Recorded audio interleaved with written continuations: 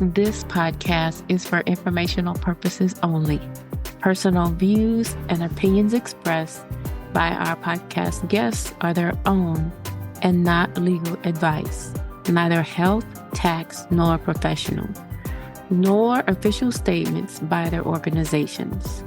Guest views may not be those of the host.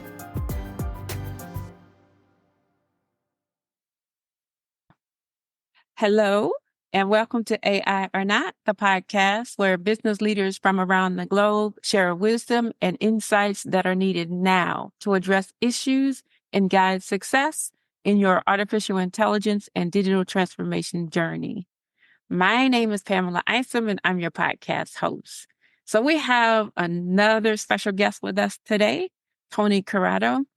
Tony is a board member and advisor. He's an independent consulting architect. We know one another from our IBM days, which we're going to talk about, and there's more. So Tony, welcome to AI or Not. Thank you, Pam. Great to talk to you. All right. So to get started, I'm going to ask you to tell me more about yourself, your career and journey, how you got to where you are today. I'm really curious about independent consulting and how that's working out. And then I have one more thing, if you can remember. Tell me about your experience serving on boards. What's all this like? Tell me more. Okay, so that's a bunch of things. I got started when I graduated from New York University with a degree in electrical engineering, to be specific. And one of my professors back in the day, when I was taking my first computer course, said, we've really kind of already got all the computer people we're ever going to need, so I'm not sure you should go into this. Thank goodness I did not listen to him. And I came out and went directly into the United States Air Force as a second lieutenant. Did 7 years there, and I will have to say that shaped me in a lot of ways that still are with me today. Left, worked for a few different companies, and that's kind of where I got my consulting start. I was with SAIC for a while, with EDS for a while, which of course is now a completely different company. Worked for a small business building software for the construction industry. And eventually, they were doing well, but I, got the opportunity to go ahead and turn my full-time employee role into a consulting role with them. And I'd always wanted to do that and gave it a go and hit a period after doing my assignment with them for a month or so where things were quite quiet. And then things picked up. And this goes back to, a long time ago, the late 80s. Things picked up. One thing I'd always done has been being involved in user groups and standard organizations. And back in the day, there was this thing called a DECVAX, which some of us are old enough to remember, and I was very active in their group. Slid from there over to Open Systems and Unix, which brought me to Hong Kong, where I lived for 6 years, working on a consulting basis for the Hong Kong Jockey Club, which is a huge business running race courses in China and wagering. From there, went to AT&T because I wanted to play with big internet backbone things. Then to IBM, where you and I got to know each other. I was in IBM Australia for about 8 years, and then IBM US for a dozen, retired out of there in 2019. And my LinkedIn title says semi-retired independent consultant. And to be honest with you, I mostly take the attitude that if I wouldn't do it for free, I won't do it at all. Because my wife and I have arranged our life so that our lifestyle matches our income and allows us to do things. We do, for example, an international trip every year and not in economy. When I left IBM, I was pretty much, I am done with international long haul in economy class. We were just in Scotland about 10 days ago where I spoke at Open Group's conference on AI and cyber. Mm-hmm. Had a great time. So that's what I do. These days, I'm on a couple of boards. One is a for-profit small business here in New Mexico. One is an open source project. And yes, those do have boards too. And you do learn a lot about about what you do on a board of director, primarily, honestly, through doing it. Mm-hmm.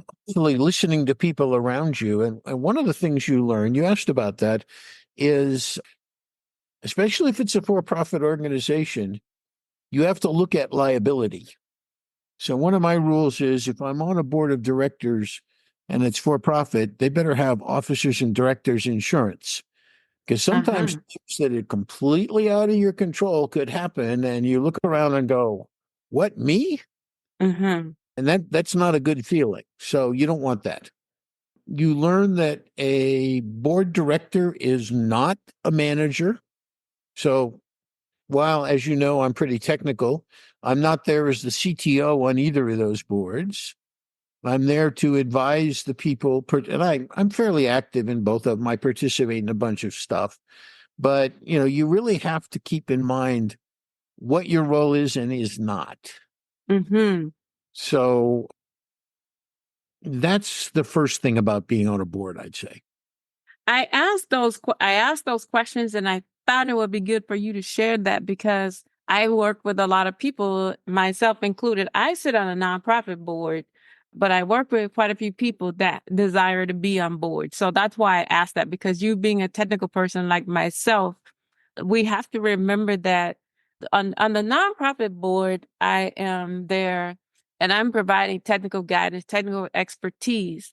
But on the for-profit where I like to go and be, I think they still need that technical expertise so that I'm providing AI oversight and things like that.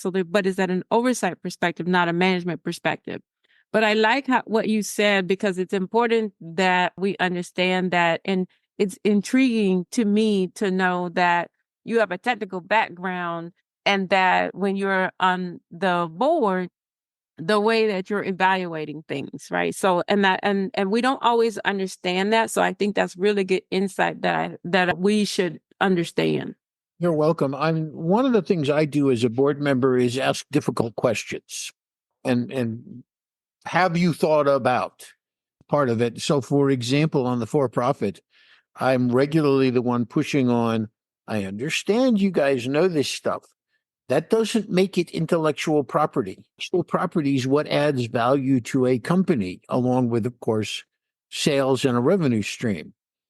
But if somebody's looking to acquire you, they're going to want to understand what IP you actually have. And the fact that Joe or Alice knows a bunch of stuff doesn't convert it to IP until Joe or Alice write it down, turn it into real documentation, which may involve copyrights, it may involve patent filings or whatever. But that's an example of something I push on. Mhm. The other thing is, I think you and I both spend a lot of time actually selling things at companies like IBM and Dell. And so, yes, I do stick my nose into sales processes to some degree. I don't typically make sales calls, but I do stick my nose into those. That's Then I good. guess we could do another discussion sometime if you want on how does one go about getting on a board. Yeah, I I think think that would be good. I we have think that would be some really good. experience at that, and I think a lot of people would like to understand that because I get asked the same thing you do, which is how do I get on a board? Yep. And will that come with, the Mercedes and the very large expense account? It's like probably if you're on Mercedes board, but I'm not sure about too many others. I do. And I get asked about what is the difference between a corporate board and a non-for-profit board. I get asked those types of differences. And I only know from the nonprofit side of things because I'm not on a corporate board yet. So, but I do get asked those types of questions. So we can save that for another discussion, but I still think it was important. And I think it's very valuable that that's a part of your background. I want to say thank you for your service. So I don't want to bypass that because I appreciate your service. I think that's so important. And as I always say to our military and our veterans, you are the ones that keep us safe. So thank you so much. You're welcome. It's amazing to me the number of people, even today, who want all those freedoms but don't understand there is a price somebody has to pay. There you go. So we're going to move on here. Thank you for your background. You have an intriguing background, and I can see that you've been to various countries, and that's exciting as well. You just have an interesting background. So I should tell you that I was at EDS as well. So we go back. And I was at digital. So I know the VAX, and that's where I learned Ops5. That's where I learned AI, is at digital. So I know that VAX and I know the alpha. Well, I remember the VAX and the alpha. So that's interesting. So let's go on to maintaining your cybersecurity skills and knowledge. So that's kind of the thing that we want to talk about today, even though we got into some other discussions. Let's talk about that for a little bit. So I'm actually going to start out by, let's talk a little bit more about the skills and how do you keep yourself up to date, and how do you keep your skills sharp in the day and time of disruptive technologies and emerging tech like AI? So the words disruptive, emerging, and AI are all really important. If you're working in cyber today, you have generally got the experience of, oh my goodness, things are changing so fast. So the first thing I tell people to do is look in the mirror. What are you doing today?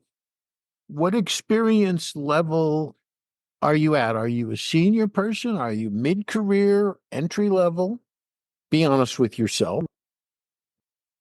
And you've been an architect for a long time, especially broad. Architects carry the requirement of stretching across things, maintaining reasonable depth in at least a few things. So, step one, look in the mirror. Think about yourself. Step two, what are your objectives? Do you want to be growing into, say, a security architecture role, maybe even from there into an enterprise architecture role? Mm-hmm. You want to become really, really strong at the application of technology to offensive cyber or possibly defensive cyber? So you have to understand those things. Where are you trying to go? And recognize that some of us want to move into management. I can tell you, I tried that, didn't like it very much. I went to my then boss and said, you got to get me out of this role. I want to be back to being an architect. Uh-huh. But, you may find that out by trying it. You may want to go into consulting. You may want to grow your career in an organization. And those two are quite different things. The way a consultant has to think about the world, and you'd know this really well, is very different than the way a full-time employee has to think about it. Mm-hmm. Measure differently, you relate differently, you perform differently, and so on. So you have to understand those things. So with that said, then you have to say, given I've thought about who I am and I've thought about where I'm trying to go, and by the way, where you think you're trying to go today doesn't have to be where you're going to also want to try and go 5 years from now. People grow, we evolve. I had some fairly major changes in my life when I left the Air Force to go into civilian things.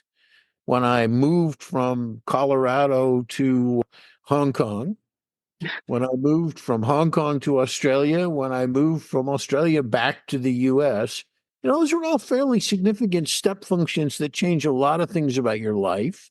When I went from consulting to product architecture, building actual products, to tech sales, those things, they're all different. So my point here is, what you think you want to do now, go for it. But recognize that may change over time.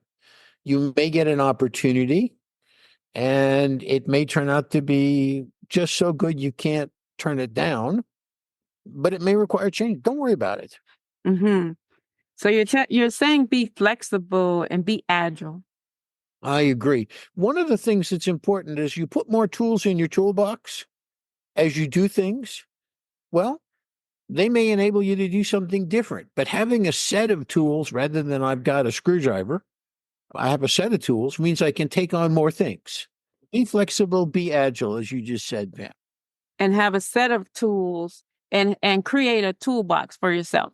Yeah, another thing I would encourage everybody to do, I do encourage everybody to do, is recognize we all have a brand. The brand is when people think about Tony Carrato, what do they think about? And you're going to have one, whether you think about it or not. Other people will essentially attach that brand to you. Mm-hmm. So you should always ask yourself, what do I want my brand to be? Are the things I'm doing reinforcing and growing that brand, or are they detracting from it? Mm-hmm. So be aware that that's there. So if your brand is, I'm a broadly based technical expert, I've got experience in a bunch of different things, and I've got a bunch of tools in my toolbox, great. Do things to show that off and reinforce it. Mm-hmm. Brand is, I am the best defensive cybersecurity person you're ever going to run into. Great. Reinforce that. But think about what your brand probably is. Test it with people. What do they think your brand is? And that feedback can be really helpful. I So like how that's, you said test it with others. That's interesting. yeah. Well, again, hold up the mirror to yourself, but go see what other people see. It's easy to fool ourselves. Mm-hmm. And I wanted to play power forward for the New York Knicks. My problem was I'm about 8 inches too short and not that fast. Mm-hmm. So Mm-hmm. I had to go up. Nope, that's not where you're going, dude. Okay, so with that said, you've got a notion of where you'd like to go. Then you have to look at what are you doing to improve your skills and knowledge. And I would encourage people, especially in entry level and mid career, don't just read stuff, do stuff. It's very, very easy to bring up virtual machines on whatever computer you've got handy and try things out. There are surprising numbers of cloud services you can get on either incredibly inexpensively or even free. But put your hands on stuff. Mm-hmm. Try things out. As you get more senior, maybe it's a little less of a requirement, though I've got at least one good friend who's an IBM fellow who is very much a hands in the grease kind of guy. I know that guy. Yeah, you do. I sent you some code from him the other day. But look at building a show. So people are like, well, doesn't that cost a lot? No. So first of all, there's loads of learning you can do for free.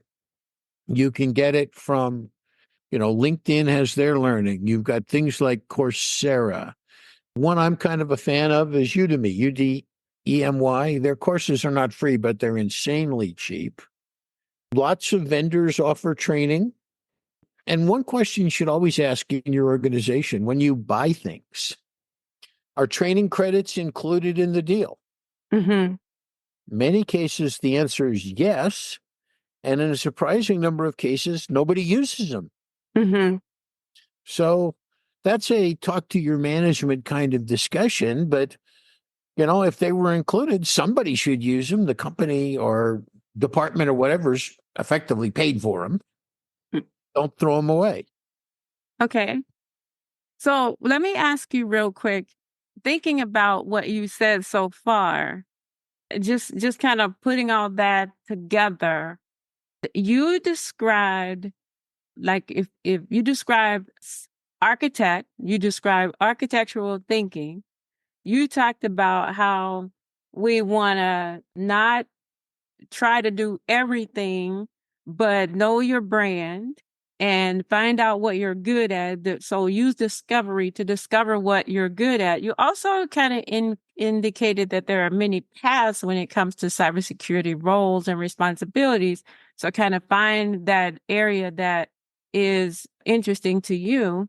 And I want to point out that I was talking to one of my colleagues not too long ago, and he specializes in red teaming. So he's doing the ethical hacking. He's vulnerability and penetration testing, because there's a difference. But he's focused on that and adversarial emulations and all that. And that's his sweet spot. But we talked about the fact that there is a cybersecurity architect, there is a cybersecurity engineer, there's many different paths. There's the governance leaders and all those in the AI in the cybersecurity area.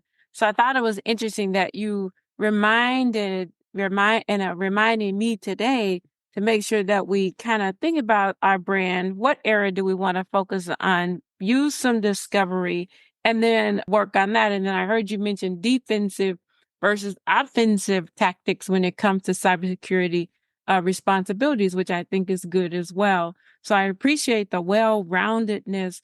When I think about architectural thinking, I think about a bunch of different components and looking at how those components intermingle together and then figuring out how they operate independently as well. So I'm connecting dots and then I'm pulling one out and going deeper into that to understand the mechanics behind it, but always keeping an eye on the bigger picture. So you described that when you were talking. So I appreciate that. That's what I appreciate that. And I think the way you put it's very good. The other thing, especially for architects, we need to do is remember that at the end of it all, cyber is about protecting the organization.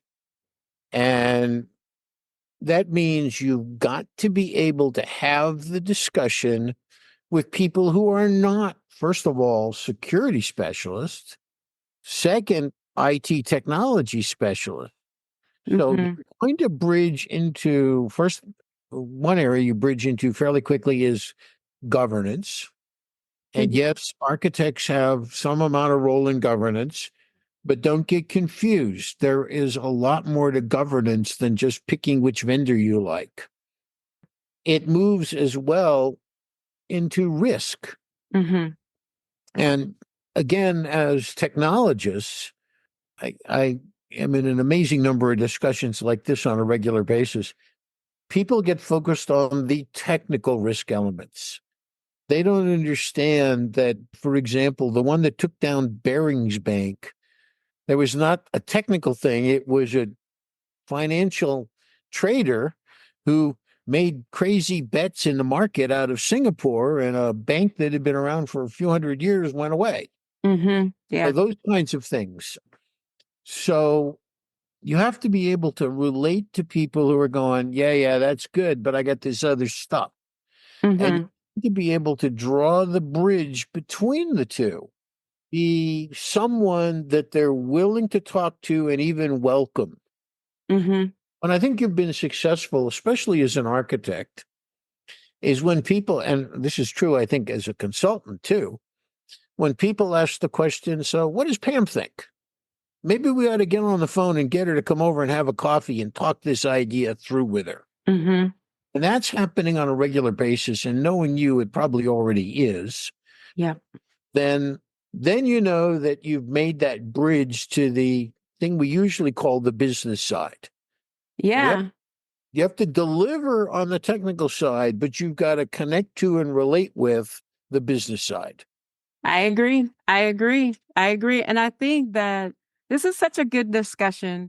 I know I suspected this was going to happen, but on the business side of the house, and that's why you're here, because you are a technical person by trade, but you really aren't, right? So that's why I asked you, that's why I probed into the board seat, right? Because you have to be able to relate and you have to be able to connect. And the architectural thinking side is the ability to connect. And so I love how the business side, we have to think about things. We can be ever so technical, ever so cybersecurity fluent, but the business doesn't understand the jargon. So we have to know how to relate to our business stakeholders and our customers. And our customers don't always understand the jargon either. And so I think that that's really important that you brought that up. And I can't stress that enough. Can't stress enough how important that is. So I appreciate you bringing that up in this call, because it's a very serious subject that can get overshadowed, right? So the connecting with the stakeholders within the organization and helping them to understand their priorities So then we can help them to understand where the risks are and how to go about mitigating those risks and those vulnerabilities. And So, some of those risks, let's pivot just a tiny bit over towards AI.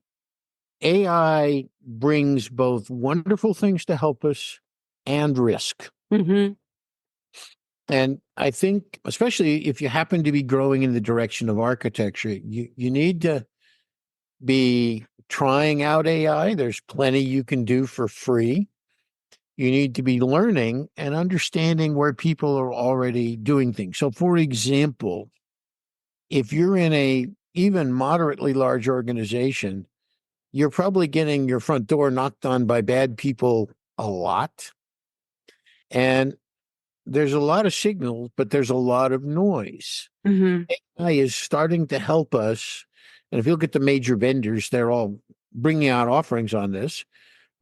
They're starting to help us pull the signals out of the noise mhm, yeah, and act upon them. mhm, But you can't do that if you pick the wrong AI solution, if you don't understand how it's applied, if you don't learn where you trust it, where you supplement it, where you don't let it play. And you should also start having some sense of where the bad people are using AI. Your friend who's on a red team probably is spending a fair bit of time thinking about that. mhm, yeah. That's an area where people need to learn and consider. So we have to ask, what are people doing with AI that is a problem? So first of all, we've all, if we've been around cyber, heard about the script kiddies, the people that download a script and try and run it against you. It's Yeah. getting augmented by AI and also, by the way, by business models where you can get, ransomware as a service is a term that's starting to get used where people effectively will sell you some things. Those are augmented by AI. What else, though? The whole business of socially based attacks is getting augmented more and more with AI, Yep. ranging from phishing being supported by AI, getting social engineering based in a number of ways, things about AI. Yeah. Social engineering in general is basically elevated because of AI, not because AI is the culprit, but it because of the acceleration of information and the speed that the innovators from a adversarial AI perspective is grabbing a hold to, and we have to keep up, right? So, but go ahead and finish your thought. Yeah, so the other ones, deep fakes are starting to show up more and more. Audio fakes, audio visual fakes. The election is putting that in more focus. Yeah. But, just because people are using it, fool you into who they think they want you to vote for is not this different than them getting you to send their money away, Mm-hmm. your money. So there's a bunch of things where the ability to turn loose an automated assistant against data is another one. We Mm-hmm. see these very, very large data dumps that happen on a weekly or maybe more frequent basis. How do you analyze something with gigabytes of records? Well, one way is you throw it at an AI. What's happening, which means you need to start understanding what can be done. So I think there's a lot to be said there.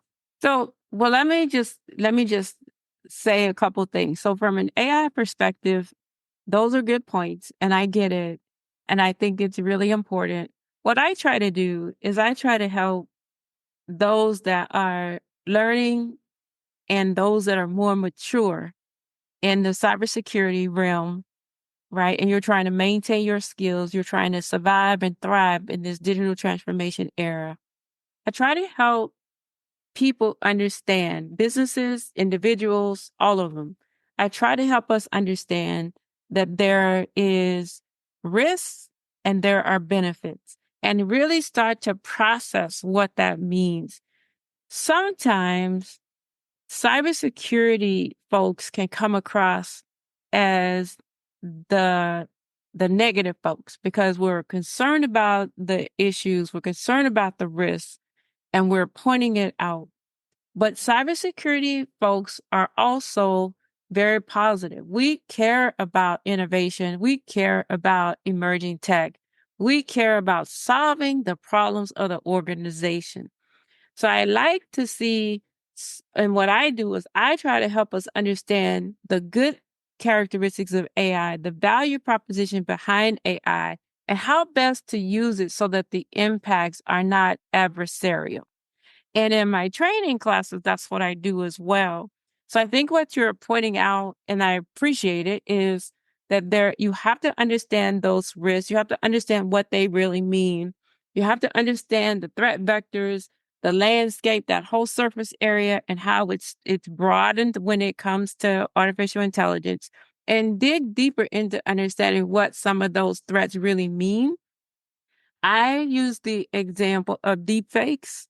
I like people to see that when it comes to deepfakes, that there are good use cases. A good use case of a deepfake is me speaking to you today, and then artificial intelligence converts that to a different language so that it can be carried forward internationally. So when we think of deepfakes, we think of it from a risk perspective and what are the risks that it introduces, but there's also good use cases. So I like to talk to folks about understanding that there are two sides to the equation, because sometimes some of the adversarial conversations can really take over. But I appreciate what you said, and I want to go a little bit deeper into skills. So we were talking earlier about the White House and the recent legislation, or actually the memo that came out about skills building and the need for skills and like that. So I would like you to talk some more about that. But I know they were talking about degrees and whether they're necessary and all that. Tell me your perspective on that. So it stems from a couple basics. One is anywhere you look, people will say there's a real shortage of cybersecurity skills. And that's true.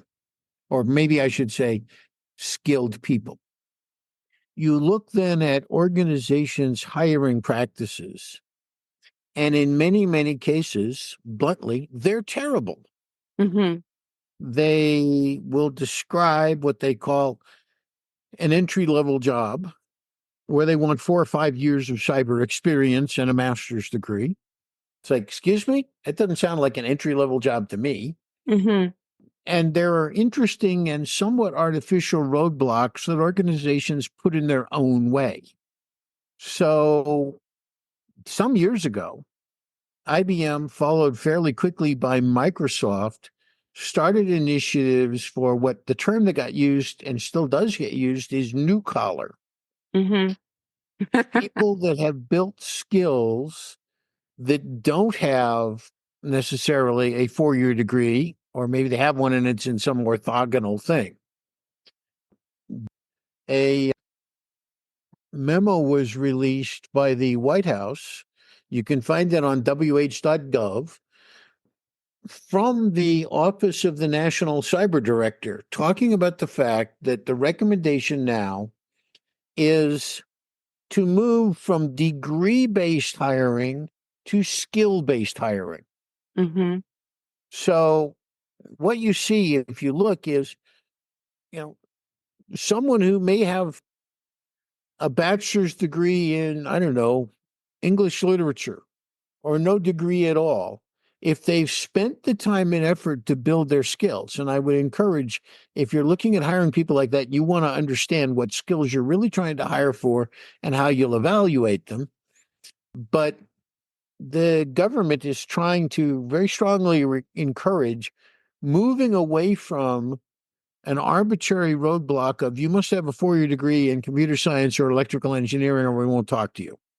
Mm-hmm. So then you ask the question, how does one build skills? What I'm seeing is there are a number of, often it's at the community college level where they're doing, for example, here in New Mexico, the largest of the community colleges, which is based in Albuquerque, where I live, runs what they call boot camps in these areas, which are typically 8 to 12 week certificate kind of programs where you build concrete skills. And the company I'm on the board of has hired half a dozen people with these kinds of credentials and experience and been delighted with the results. One of them is now a director, as an example. So I think the point I make is if you're a hiring organization, ask yourself, do my criteria make sense for the outcome I'm trying to get? Mm-hmm. And if you're someone seeking a role, first of all, look to people that have got their mind switched on in their hiring practices. That's still, frankly, not the majority. And am I building my skills in that direction? And again, how do you do that? It's the next question. And you may find in one of the post-secondary education, we're even seeing this going into secondary education where high schools are trying to build skills. If I think you and I are both old enough to remember when they had VOTEC classes in high schools where you. I remember. Yeah, well, VOTEC now is not just can I run a lathe or a drill press, but can I operate, for example, a port scanner? Mm-hmm. So look for places where that's being done. Look at your key vendors in your current organization. They probably have a lot more education available than you are aware of, and I'll bet an awful lot of it's available for free. Look at your network. Is your network helping you? Do you need to grow your network? Mm-hmm. We probably all need to grow our networks over time, but all of those are good things to do. Yeah, no, I think that's great. I have a couple points that I want to make pertaining to this whole business about whether a degree is going to be a fundamental for hiring or not. So I like the fact that the degrees are not the essential requirement, but it's more skills based. But here's the advice that I give to those that are considering higher education. You should still do it. I don't want communities to feel as though just because this is coming to pass, that perhaps the higher education is not necessary. And I know that that's not what the government is saying, but I always reiterate this point to my peers and to the young people, to the younger people, that the higher education to get your bachelor's, to get your associates, to get your anything higher than that, it's still important. It's just that there are skills that you can acquire. And if you have acquired some skills, that we want you to go ahead and be able to qualify for positions, because an education alone won't qualify you for positions. You need experience. The skills give you the experience, and the skills need to be valued. So the emphasis behind this for me and what I convey to people is those skills are important. They can be applied on the job. And that's what's needed in the corporations and in the companies is the skills. And so education helps you get skills if you can, right? Education can help you, but education alone doesn't do it. But what I don't want, and particularly in communities, you don't want to think that this is now a opportunity to not be concerned with higher education, because I think we still need it. And so that's something that I always emphasize to my peers, to my colleagues, and to the communities, to my communities, and to those coming along. So I do think this is important. I think that is very valuable. I do think that it's about time that we are not excluded because we don't have higher degrees and things like that. I don't think we should be excluded, but I don't think that we should go to an extreme and think that now I don't need it, because look, that rule could change tomorrow. And then what will you do? Right. So that's what I say to my communities. And I want to get that out because we're talking about that on this And I think it's podcast. important for people to distinguish between education and training. Training builds skills to do a particular task. Yeah.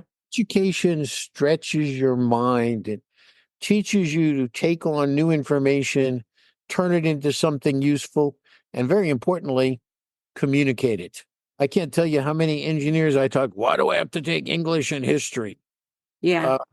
Because they're necessary as you expand those people you're talking to. Exactly. So that education is still important. So that's a good point. All right. So we are about at the end of our talk here. So there are just a couple more things that I'd like to know from you. First of all, is there anything you want to talk about before I ask you about the words of wisdom? Is there anything else that I missed No, that go we want to ahead. talk about? Okay. So I'd like to know from you, do you have words of wisdom or experiences that you'd like to share or leave with the listeners? So a couple of things. One is the business about your own brand. Remember you have one. Does it stand for what you want it to stand for? What are you doing to reinforce it and maybe change it? The second thing is you're only however smart you are, but you can control how hard you're prepared to work. Mm-hmm. I think President Obama had some very important things to say there. And if you think about, okay, you may be smarter than me, have a PhD and so on. Are you going to work harder than I do? Mm-hmm. And then, the other one is remember, people think about how they interact with you. Did they come away feeling like it was valuable and they felt good about it? Be careful that you are creating the impression in people that you mean to. You want folks that are glad they had the opportunity to engage with you. Mm-hmm. Okay. So we started our talk by communicating and saying that we would keep our focus on maintaining your cybersecurity skills and knowledge. And so to wrap things up, your main message to the listeners is pay attention to your brand, maintain your work ethic, watch your people skills, and be mindful of how people are feeling when they conclude a conversation or experience with you. And then I think overarching, you were saying that your brand is important, but know what you want to do, know what you can do, but be willing to stretch. I heard you say that throughout the talk as well. Those are all spot on. And of course, you do have to have technical skills if you're in a technical world. But Okay. that covers it. It was great to talk to you, Pam. I enjoyed it. Hope we do it again. All right. Well, thank you very much for joining the podcast, AI or Not. And I do appreciate the discussions that you had on AI as well. So I appreciate your insights there. And we're going to go deeper at another time on the boardroom speak. So I do appreciate that and the lead into that, because I do think that others will be very interested in that, but we'll save that for another time.